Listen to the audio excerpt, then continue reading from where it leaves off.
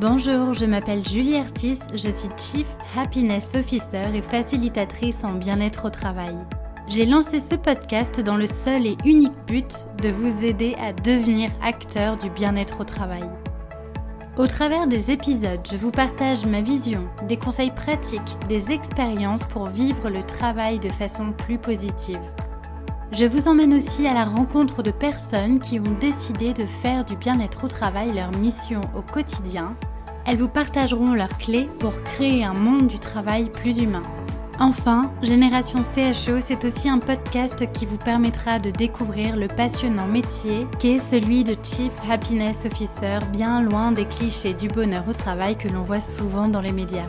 Génération CHO, c'est un podcast que je publie tous les mardis et vous retrouverez toutes les notes de l'épisode sur mon site julieartis.com. Pensez à vous abonner pour ne pas rater les nouveaux épisodes. Et si vous venez juste de me rejoindre, alors bienvenue! Je vous invite à écouter l'épisode 0 où je me présente un peu plus en détail. Dans ce podcast, mon but est vraiment de vous donner de l'énergie et vous inspirer à passer à l'action. Alors, prêt à faire partie de la génération de ceux qui choisissent le bonheur au travail ? Installez-vous confortablement pour l'épisode du jour, c'est parti!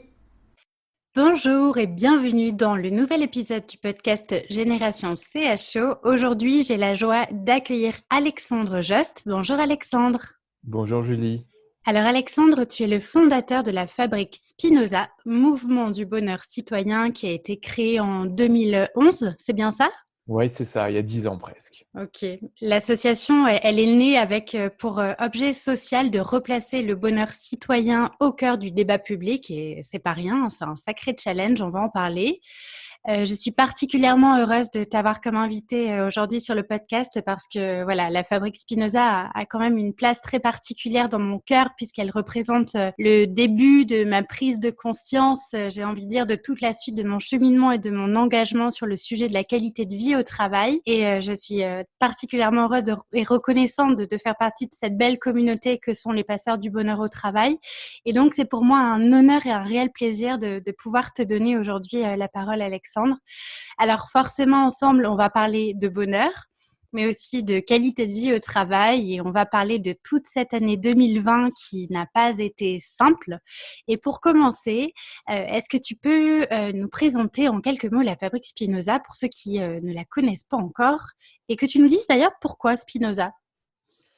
Écoute, avec plaisir, tu me poses plein de questions en même temps et moi, je voudrais juste dire que je suis très heureux d'être là avec toi aussi pour ce podcast. Tu occupes une place très importante dans le cœur de la Fabrique Spinoza. Merci.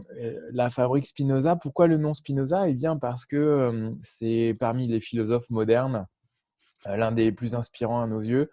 Parce que il a un gros défaut. Bon, il était misogyne, mais en 1650 qu'il n'était pas. Mais mis à part ce gros défaut-là, il est psychologue, il est philosophe, il est presque neuroscientifique parce que il s'est interrogé vraiment sur l'articulation entre le corps et l'esprit.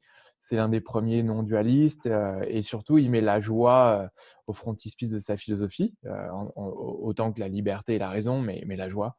Et donc, il nous inspire énormément. C'est une effigie pour nous en les temps troublés.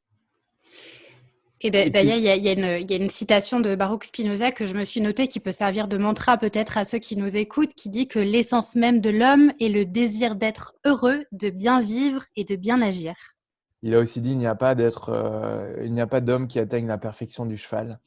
Et je trouve qu'à une époque où on a besoin de prendre soin de nous, certes, mais de la nature aussi, c'est inspirant. Et tu me demandais, Julie, ce que faisait la Fabrique Spinoza. Bien, ça a été créé donc, il y a 10 ans, effectivement. Et l'ambition, c'est, comme tu le disais, de replacer le bonheur au cœur de la société pour plein de raisons. Bon, d'abord, parce qu'on en a besoin. C'est une source d'espoir, parce que c'est une aspiration de chacun d'entre nous, consciemment ou inconsciemment. Pascal disait qu'un homme ou une femme qui met fin à ses jours eh bien, le fait pour trouver une forme de bonheur ou une moindre souffrance. Il faut que je rebondisse en termes de joie après cette citation-là. Donc, c'est quelque chose d'important pour l'être humain en général. Et puis, parce que ce sujet, en fait, en le plaçant au cœur de la société, il éclaire d'autres enjeux sous un jour différent. Parler d'égalité femmes-hommes, parler de démocratie, parler de santé, parler de travail sous l'angle du bonheur, de la joie, eh bien, ça fait conduire des réflexions différentes. Voilà pourquoi on a eu cette envie de placer le bonheur au cœur de la société. Et pour faire ça, on le fait de 3 manières. Tu veux que je parle de ça, Tu peux en Julie? parler, bien sûr, oui, oui. Tout à fait. Eh bien, d'abord, on réalise des études, c'est l'Observatoire Spinoza, pour replacer le bonheur au cœur des consciences.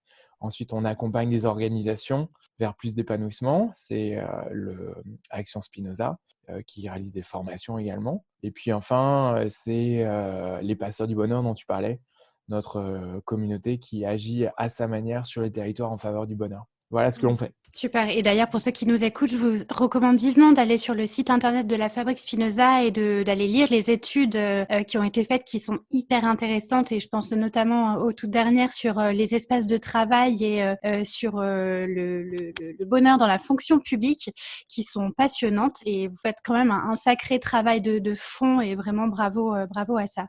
Alors, est-ce que, selon toi, par rapport à tout ce qu'on vit cette année, c'est encore possible de parler de bonheur au travail comme en dehors du travail? Alors aujourd'hui, en préambule du podcast, je te disais que j'avais pas énormément la pêche, mais c'est pas l'objectif d'un podcast, donc c'est une question qui est difficile et je pense qu'il faut y répondre avec humilité. C'est-à-dire que la vie n'est pas si simple. 44% des Français étaient en détresse après seulement 3 semaines du premier confinement. Alors je vous parle Énorme. pas du deuxième. Donc la vie n'est pas si simple. Et je veux surtout pas répondre avec de la hauteur ou de l'arrogance là-dessus, mais je voudrais dire que pour ceux d'entre nous qui ont la chance que leurs proches aient été préservés, déjà c'est quelque chose auquel je pense moi tous les jours. Ensuite, pour ceux et celles d'entre nous qui ont un toit et risquent d'avoir leur logement dans les 6 prochains mois encore, eh bien, il faut s'accrocher à ces choses-là.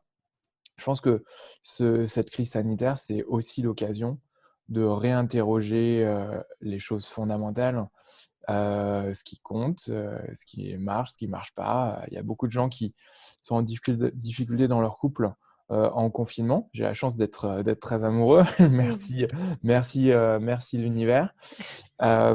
Et donc, cette invitation-là, je la trouve profonde. Je cite souvent cette étude d'une infirmière en centre de soins palliatifs il y a 5-10 ans qui interroge les gens sur leur lit de mort pour savoir quels sont leurs regrets. Et les gens répondent en premier d'avoir vécu ma vie selon un modèle pensé par d'autres. D'avoir fait comme papa-maman ou contre papa-maman, ce qui est la même chose, ou comme les amis. Et pour moi, cette crise sanitaire, c'est l'occasion eh bien, de potentiellement, à la mesure de cette possibilité, bouleverser un peu les choses. Et en ayant les antennes bien ouvertes sur ce qui se passe dans le monde, on voit que les gens demandent de la vision.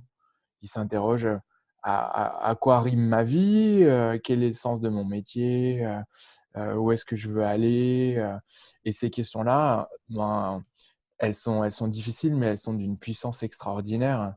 Et je vois que avoir lancé la Fabrique Spinoza il y a 10 ans, ça me donne de l'énergie en ce moment parce que c'est un métier qui a du sens.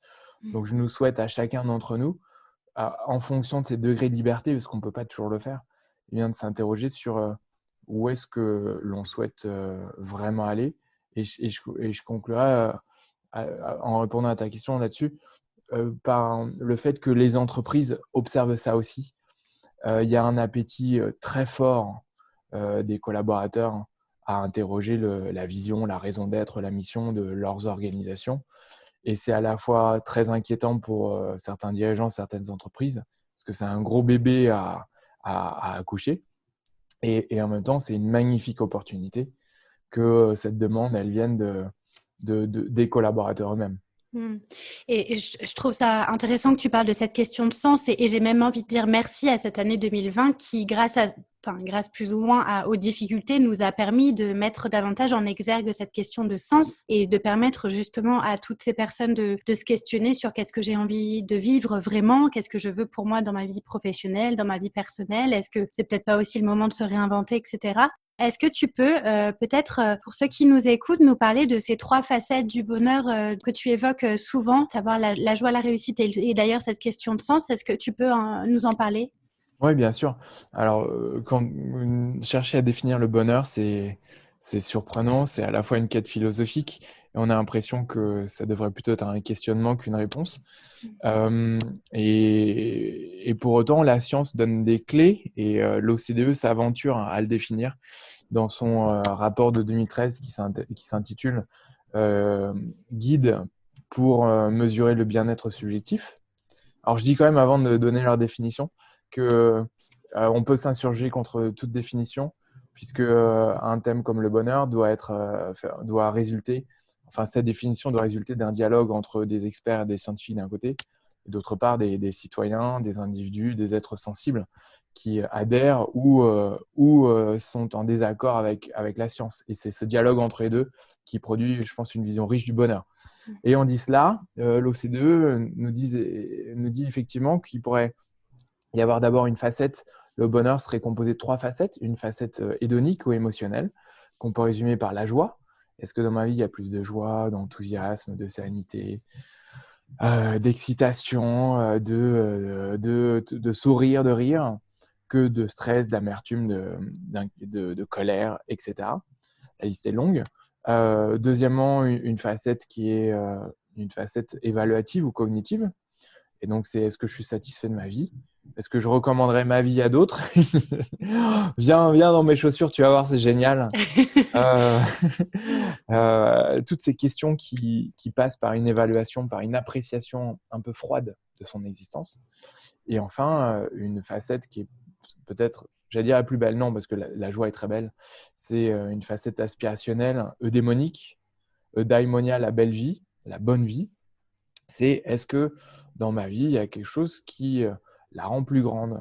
Est-ce que je suis relié à une communauté comme les passeurs? Est-ce que ma famille compte pour moi? Est-ce que j'ai un sens supérieur? Est-ce que j'ai l'impression d'être utile sur cette planète à ma moindre mesure, à ma petite mesure? Et ce qui est beau, c'est que si on met ces 3 choses ensemble, la joie, la réussite ou la satisfaction et le sens, en fait, ça reconstitue 3 facettes de l'être humain. Dans toute sa grandeur, c'est finalement le corps et les émotions qui ressent, c'est l'intellect qui pense, qui apprécie, qui évalue, et c'est l'âme ou l'esprit au sens laïque qui s'élève et qui trouve de la transcendance.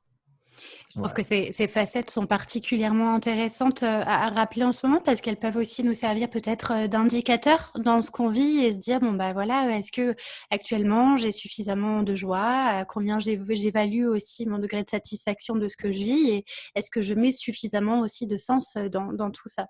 Tu vois, Julie, ces questions, elles sont aussi difficiles à poser en ce moment.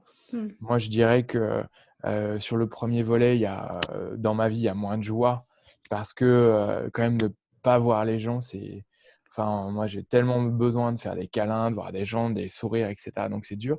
Et en même temps, je me dis, je suis accroché à quelle est la moindre occasion de joie dans une journée. Comment est-ce qu'on peut transformer en un petit jeu n'importe quoi dans la journée? Ensuite, en termes de réussite, c'est pareil, c'est tout ce qui marche, toutes les célébrations.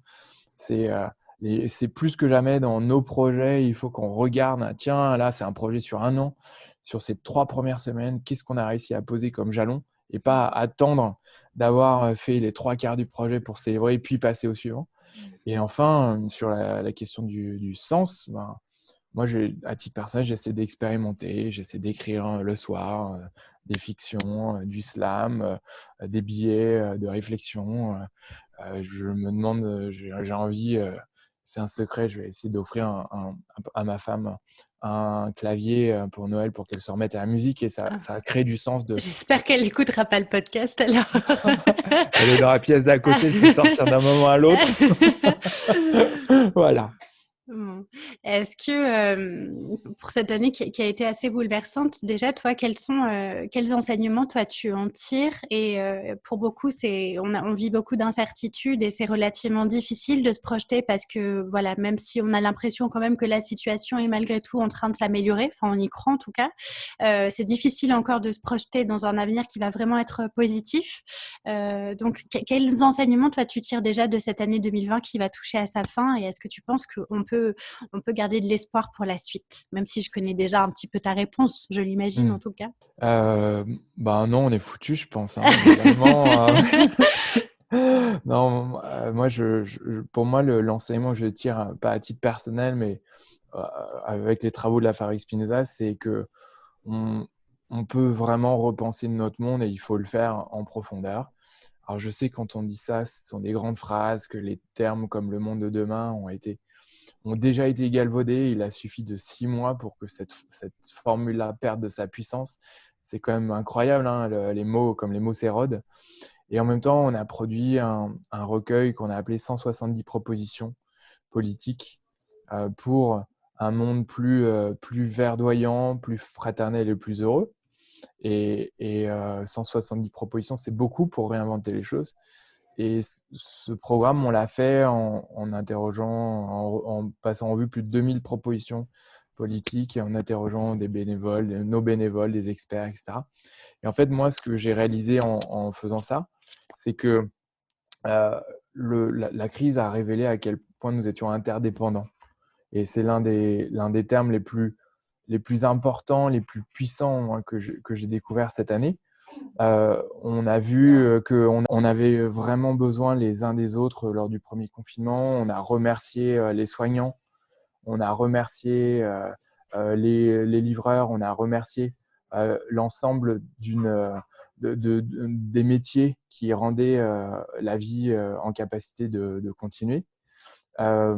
Et j'aime beaucoup la phrase je crois que je sais plus, c'est Christophe André qui disait ça sur France Inter, que alors qu'on a l'impression de pouvoir prendre notre vie en main, d'être libre et de pouvoir mener notre barque seul, dès l'instant où on se réveille, en fait, on a posé notre tête sur un oreiller qui est le résultat du travail de centaines et centaines et centaines et centaines de personnes.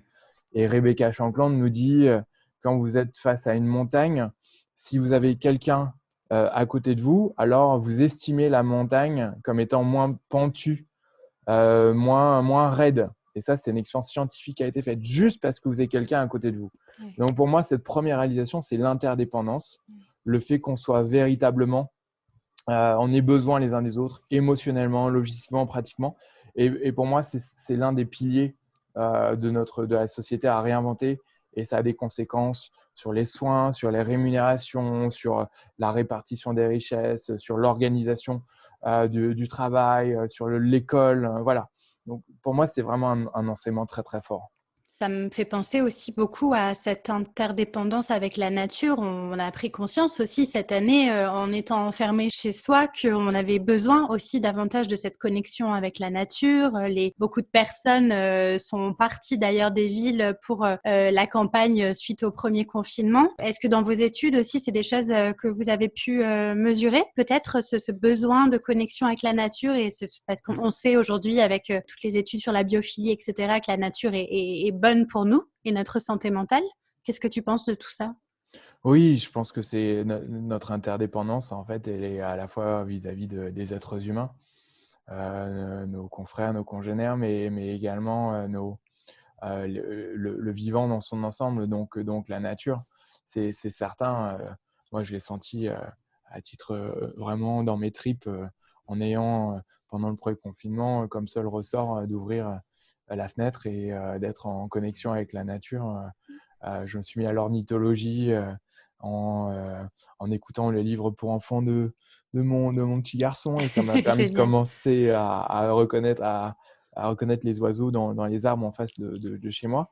Donc, je l'ai ressenti dans mes tripes. Et après, je ne sais pas si nos auditeurs ont suivi, mais il y a une pétition signée par 200 000 personnes sur change.org qui appelait, il y a 2 mois environ, à ce que le confinement permette de s'éloigner de plus de 1 kilomètre de chez soi pour accéder à la nature. La nature est tellement puissante que lorsqu'on opère des gens de maladies cardiovasculaires à opération chirurgicale égale, eh bien, ceux qui sont dans des chambres avec des fenêtres qui donnent sur des arbres peuvent quitter l'hôpital un jour plus tôt. C'est beaucoup en moyenne que ceux qui sont sur une fenêtre donnant sur un autre immeuble. Et donc, ce besoin de vivant, je pense qu'il est important de le retoucher du doigt, de se le rappeler. Et pour nous, Fabrique Spinoza, ça peut être l'un des moteurs d'un réengagement écologique. Et on est en train de travailler en 2020-2021 sur une étude qui va sans doute s'intituler Nature, bonheur et citoyenneté, dont l'objet est de voir comment cette reconnexion à la nature eh bien, peut être le déclic, le déclencheur d'une nouvelle transition écologique. Et j'y crois beaucoup parce que, pour utiliser une grande phrase que j'aime bien, le monde de demain n'adviendra pas par devoir, mais il adviendra par désir. Et c'est vrai que c'est un vrai sujet. J'espère que quand cette étude sur la nature ressortira, j'aurai peut-être le plaisir de te réinviter sur le podcast pour que tu nous en parles. Mais c'est vrai qu'à titre personnel, c'est un sujet qui me touche particulièrement. Et parmi les enseignements, en tout cas, que moi je garde de l'année, c'est cette prise de conscience qu'en fait, on est juste un tout petit truc parmi ce monde énorme et merveilleux, et qu'on doit davantage en prendre soin et prendre conscience que on n'est pas grand-chose. Et donc la nature, ouais, c'est un sujet vraiment important. On en parle beaucoup aussi d'ailleurs dans les espaces de travail. Si on se focus d'ailleurs un peu plus sur le travail en tant que tel, alors tout à l'heure tu parlais de ce terme qu'on a beaucoup utilisé qui est le monde d'après. La qualité de vie au travail, c'est aujourd'hui un sujet qui est très en vogue. Les entreprises de différentes façons investissent plus ou moins sur le sujet. Et donc pendant le premier confinement, c'est vrai qu'on a vu énormément d'articles paraître au sujet du monde d'après, un retour au travail qui sera différent d'avant, où on prendra plus soin les uns des autres parce qu'on aurait compris. Au final, on se rend compte que ce monde d'après, après le premier confinement, c'est pas vraiment ça. On a plutôt repris un peu toutes nos mauvaises et bonnes habitudes d'avant. Qu'est-ce que tu penses, toi, de la qualité de vie au travail? Est-ce que ça a fondamentalement quand même évolué cette année? Qu'est-ce qui a changé pour toi? Écoute, tu posais une toute petite question avant ta grande question.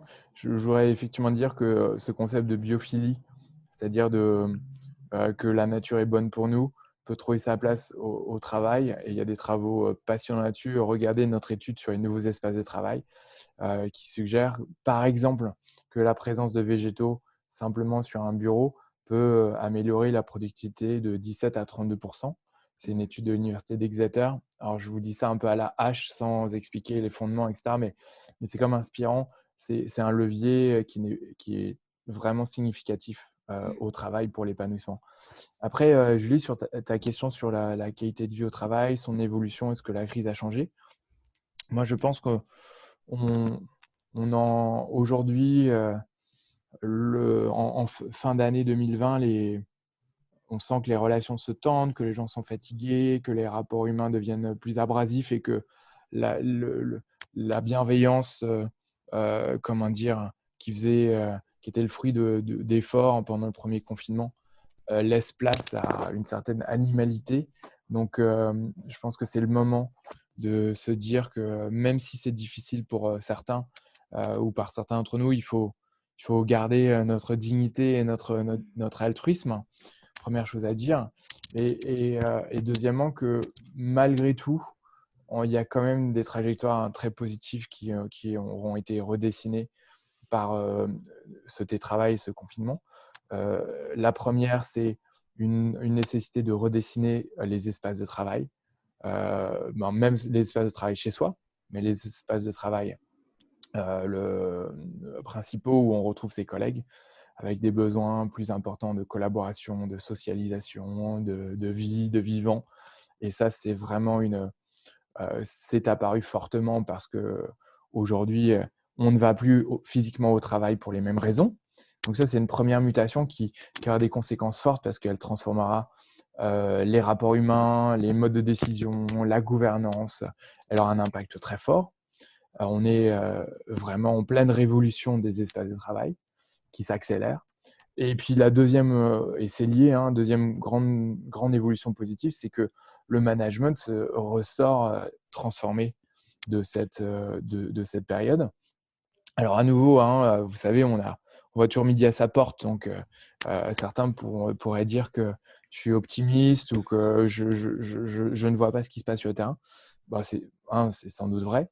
Mais deux, s'il y a des entreprises qui se sont crispées face à la difficulté à contrôler leurs collaborateurs qui télétravaillaient, qui étaient à distance, la grande partie d'entre elles a fait l'expérience de l'autonomie, de l'engagement des collaborateurs.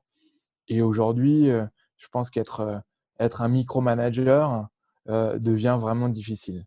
Et donc, les bénéfices du digital et du télétravail auront été d'horizontaliser les relations et de questionner en profondeur les rapports humains.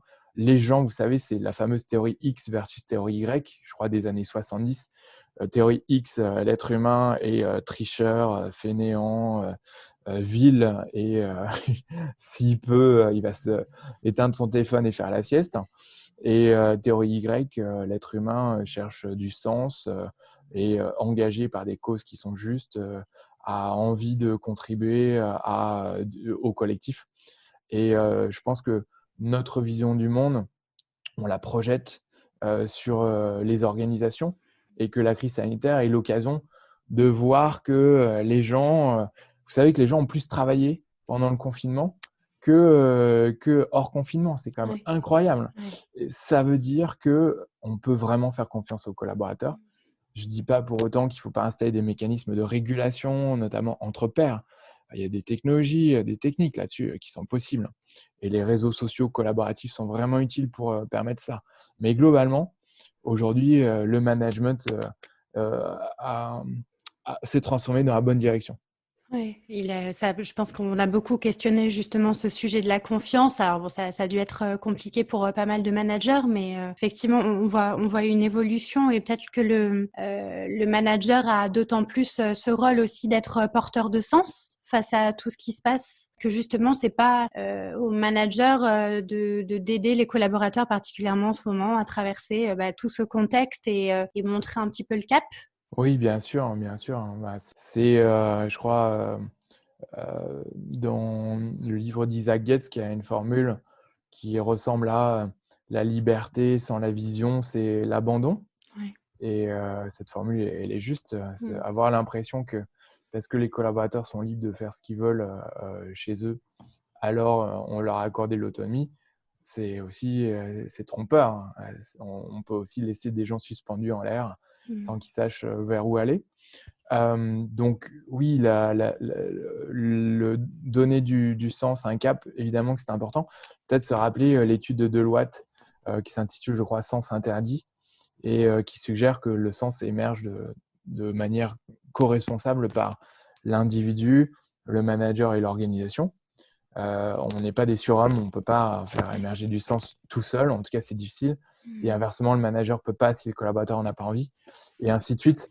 Donc, et pour moi, ça rejoint une mouvance plus large qui est celle du leadership serviteur, qui est en ce moment, c'est le moment de se dire comment est-ce que je peux être en soutien de mes équipes parce qu'elles elles peuvent avoir des besoins émotionnels, des besoins logistiques, des besoins informationnels, des besoins de vision. Et ça inverse le paradigme. On n'est plus donneur d'ordre ou prescripteur, mais on est soutien et au service d'eux. Donc, je trouve ça très joli. Et sur la vision, peut-être rajouter que on trouve ce besoin de vision jusque dans des organisations qui sont un peu surprenantes. Comme tu disais, Julie, on a terminé une étude qui s'intitule « Pour une fonction publique heureuse ». Et l'un des partenaires, en lien avec la MNT, qui était notre partenaire majeur, et l'un des partenaires officiels, c'était le ministère des Armées. Et on a découvert que sur certains sous-marins nucléaires, notamment des sous-marins nucléaires d'attaque, on a vu ça dans la marine étrangère, mais il y a des pratiques similaires en France et dans la marine française. Eh bien, le commandant de bord privilégie le fait d'expliquer un cap, d'expliquer une intention, plutôt que de donner des instructions extrêmement précises ce qui reviendrait à faire du micromanagement. Et sur un navire, sur un vaisseau de guerre, on peut pas faire ça. Et donc, l'idée de donner une vision, en fait, elle est pertinente, y compris dans des organisations, par définition, qui sont hiérarchiques, comme la Marine nationale.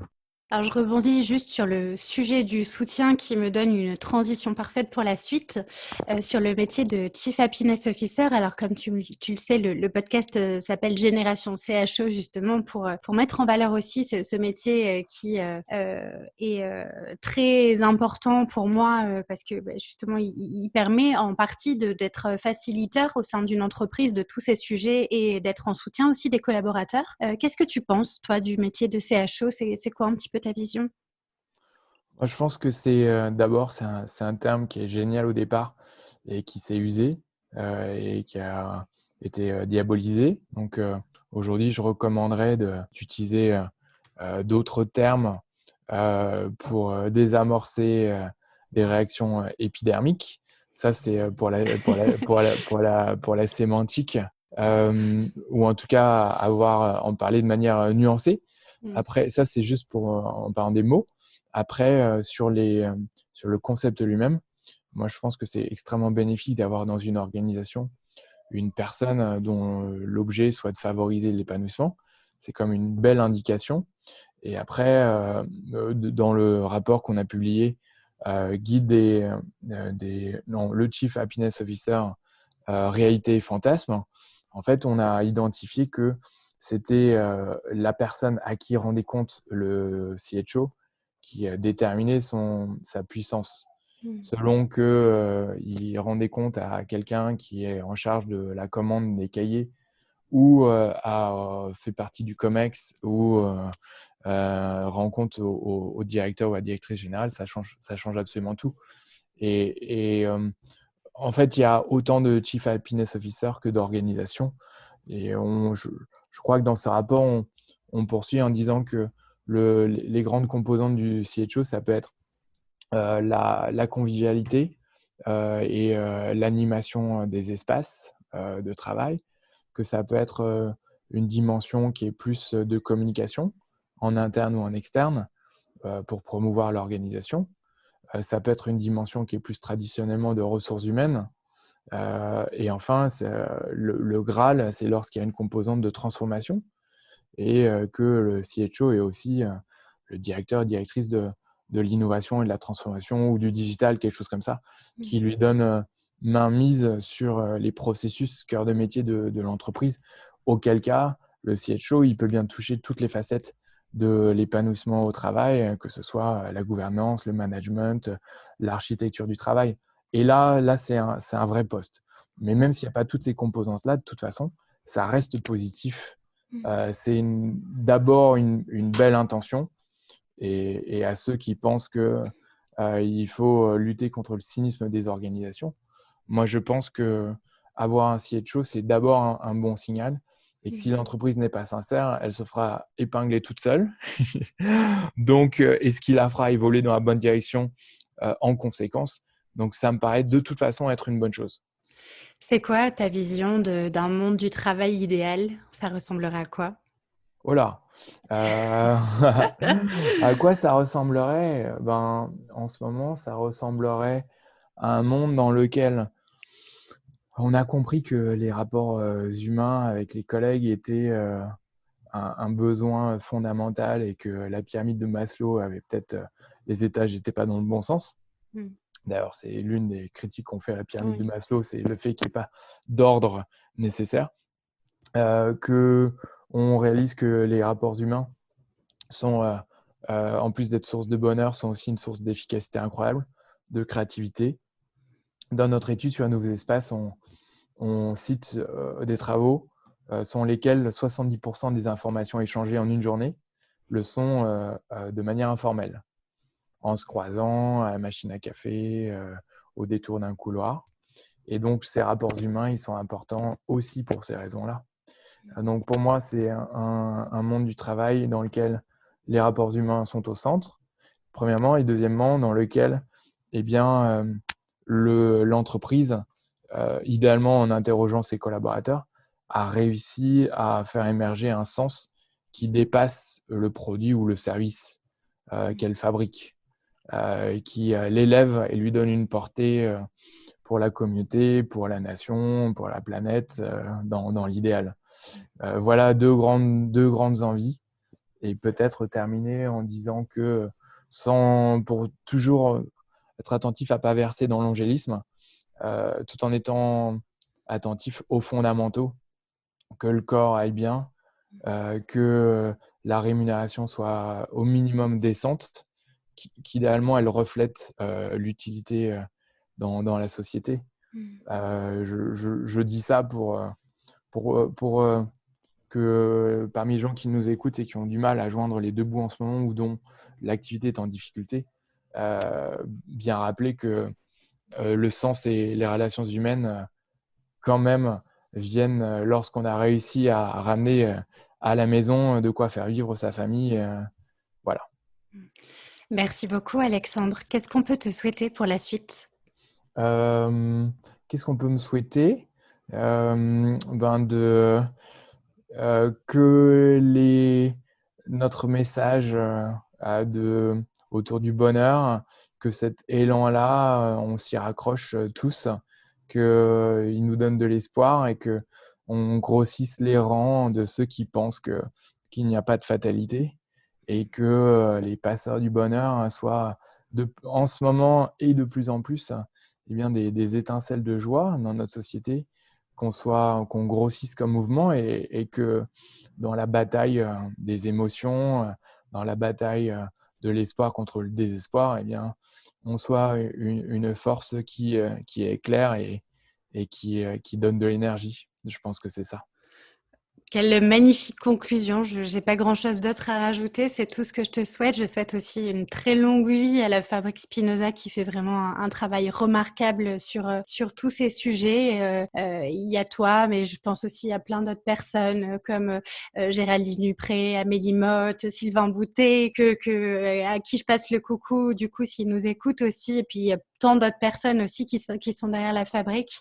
Donc si vraiment vous avez envie d'aller aussi plus loin sur ces sujets-là, je vous invite à vous connecter sur le site internet de la fabrique. Alexandre, je ne vais pas te retenir plus longtemps parce que je sais que tu as été très sollicité ces derniers temps et que tu as besoin de te reposer. Je te dis un immense merci, ravie de cet échange, vraiment. Et je te souhaite tout le meilleur pour la suite.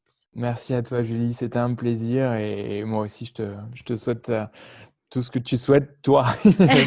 Merci. Et pour ceux qui nous écoutent, je vous dis à très bientôt pour un nouvel épisode. Et d'ici là, prenez soin de vous. Voilà, c'est tout pour aujourd'hui. 1000 merci d'avoir écouté jusque-là. Une dernière petite chose avant de nous quitter. Si le podcast vous plaît, je vous invite à m'écrire un petit commentaire ou à me mettre 5 étoiles sur iTunes. Ça me fera très plaisir et c'est le plus simple pour m'aider à faire connaître le podcast et permettre à d'autres de le découvrir plus facilement. Si vous souhaitez me contacter, me poser des questions ou bien m'envoyer vos feedbacks, je serai ravie de vous lire et de vous répondre. Vous pouvez me retrouver sur les réseaux sociaux, sur mon compte LinkedIn à Julie Artis ou sur Instagram avec le pseudo Génération CHO. Un grand merci pour votre écoute et je vous dis à très bientôt pour un nouvel épisode.